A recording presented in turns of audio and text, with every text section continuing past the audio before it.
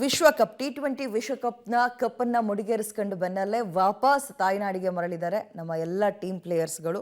ಆ ಒಂದು ಖುಷಿಯನ್ನು ಹಂಚ್ಕೊಳ್ತಾ ಇದ್ದಾರೆ. ಗಮನಿಸ್ತಾ ಇದ್ದೀವಿ ಇಲ್ಲಿ ತನಕ ಆ ಒಂದು ಬೇರೆ ನೆಲದಲ್ಲಿ ಕಪ್ಪನ್ನು ಗೆದ್ದು ಅಲ್ಲಿದ್ದರು. ಈಗ ವಾಪಸ್ ತವರಿಗೆ ಮರಳಿದ್ದಾರೆ. ವಿಶ್ವ ಚಾಂಪಿಯನ್ಸ್ 2024 ಒಂದು ರೀತಿ ಬಹಳ ಇತಿಹಾಸದಲ್ಲಿ ಬರೆದಿಟ್ಕೋಬೇಕಾದಂತಹ ವರ್ಷ ಇದು.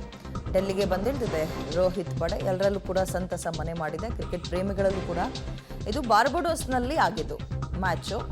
ಅಲ್ಲಿಂದ ವಾಪಸ್ ಆಗಿದ್ದಾರೆ ಡೆಲ್ಲಿಗೆ.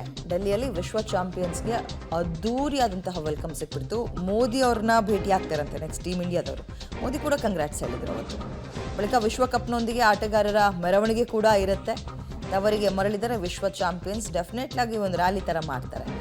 ಕ್ರಿಕೆಟ್ ಪ್ರೇಮಿಗಳಿಗೆ ಏನು ಕಡಿಮೆ ಇಲ್ಲ ನಮ್ಮ ದೇಶದಲ್ಲಿ, ಸಂಖ್ಯೆ ಹೆಚ್ಚಾಗಿದೆ. ಇದರ ನಡುವೆ ನಮ್ಮ ರಾಜ್ಯದ CM ಸೇರಿದಂತೆ ನಮ್ಮ ದೇಶದ PM ಎಲ್ಲರೂ ಕೂಡ ಈ ಒಂದು ವಿಜಯೋತ್ಸವವನ್ನು ಈ ಒಂದು ಸೆಲೆಬ್ರೇಷನ್ನ ಖುಷಿಪಟ್ಟಿದ್ರು ಮತ್ತು ಒಂದು ಟ್ವೀಟ್ ಕೂಡ ಮಾಡಿದರು, ಕಂಗ್ರಾಟ್ಸ್ ಹೇಳಿದರು. ಈಗ ಈ ಟೀಮ್ ಡೆಲ್ಲಿಗೆ ಬಂದಿದೆ. ಇವತ್ತು ಏನೋ ಮೋದಿಯವ್ರನ್ನ ಭೇಟಿ ಆಗ್ಬೋದು ಅಂತ ಮಾಹಿತಿ ಇದೆ. ಅದಾದಮೇಲೆ ಅದೇ ವಿಶ್ವಕಪ್ನೊಂದಿಗೆ ಒಂದು ಮೆರವಣಿಗೆ ಕೂಡ ಇರುತ್ತೆ. ಒಂದು ರೀತಿ ಜೋಶಲ್ಲಿದ್ದಾರೆ. ಬರೀ ಕ್ರಿಕೆಟ್ ಪ್ಲೇಯರ್ಸ್ ಮಾತ್ರ ಅಲ್ಲ, ದೇಶದ ಜನ ಕೂಡ, ಅದರಲ್ಲೂ ಕ್ರಿಕೆಟ್ ಅಭಿಮಾನಿಗಳು ಕ್ಷಣದ ಅಪ್ಡೇಟ್ಗೆ ಕಾಯ್ತಾ ಇರ್ತಾರೆ. ಸೊ ಸದ್ಯದ ಅಪ್ಡೇಟ್ ಏನಪ್ಪ ಈ ಸಲದ T20 ವಿಶ್ವಕಪ್ ಮ್ಯಾಚ್ನಲ್ಲಿ ಅಂತ ಹೇಳಿದ್ರೆ, ಎಲ್ಲಿ ಮ್ಯಾಚ್ ಆಡಿದ್ರು ಅಲ್ಲಿಂದ ವಾಪಸ್ ತಾಯ್ನಾಡಿಗೆ ಅಥವಾ ನಮ್ಮ ದೇಶಕ್ಕೆ ಮರಳಿದ್ದಾರೆ. ದೇಶದ ರಾಜಧಾನಿ ಡೆಲ್ಲಿಯಲ್ಲಿ ಸದ್ಯ ಇದ್ದಾರೆ.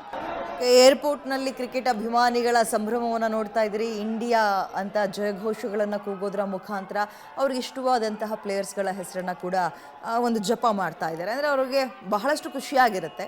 ಒಂದು ಕಡೆ ಅವ್ರನ್ನ ಲೈವ್ ಆಗಿ ನೋಡಿದ್ವಿ ಅಂತ, ಮತ್ತೊಂದು ಕಡೆ ಈ ಸಲ ಮ್ಯಾಚ್ ಗೆದ್ದಿರುವಂತಹ ಸಂಭ್ರಮ ದುಪ್ಪಟ್ಟಾಗಿರುತ್ತೆ. ಹಿನ್ನೆಲೆಯಲ್ಲಿ ಅವರ ಒಂದು ಜೋಶ್, ಮಗದೊಂದು ಕಡೆ ನಮ್ಮ ಪ್ಲೇಯರ್ಸ್ಗಳಿಗೂ ಕೂಡ ಆ ಒಂದು ವಿಶ್ವಕಪ್ಪನ್ನು ಗೆದ್ದಿರುವಂತಹ ಹೆಮ್ಮೆ, ಆ ಹೆಮ್ಮೆಯೊಂದಿಗೆ ತಾಯ್ನಾಡಿಗೆ ವಾಪಸ್ ಆಗೋದಿದೆಯಲ್ಲ, ಅದೊಂದು ರೀತಿ ಹೇಳೋಕ್ಕಾಗದ ಸಂಭ್ರಮ.